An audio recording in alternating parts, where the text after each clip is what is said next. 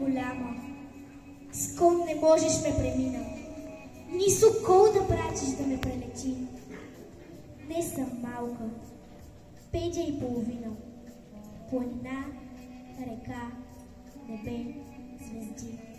Ала имам синове и щерки, колкото са мравки по земята.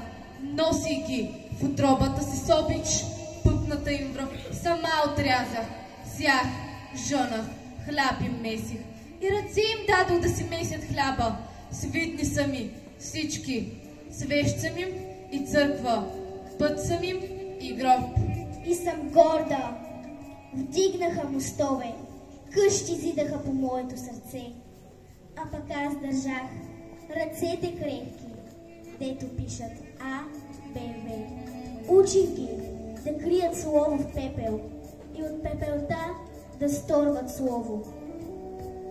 Но дойдоха чужди да ме грабят, чужди обичаи да ми налагат.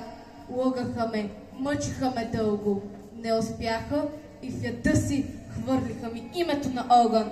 Аз горях, догарях, станах въглен и от въглена добих душа от коле и вървях след еднооките, дето водят 100 слепеца и заклевах дъщерите си да заплитат чест в дебели плитки.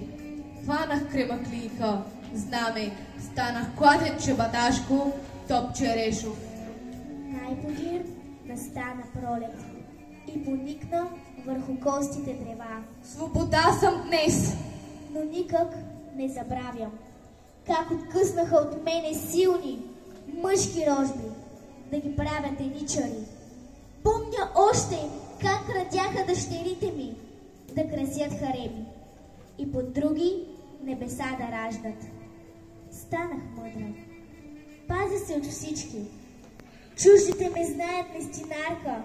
Моля се да се намери тъпън, да думне сърцата със страшна сила, че макар да съм педя земя, всъщност съм светиня до последен камък. Вековете ще минават. Мене пак ще ме зоват България!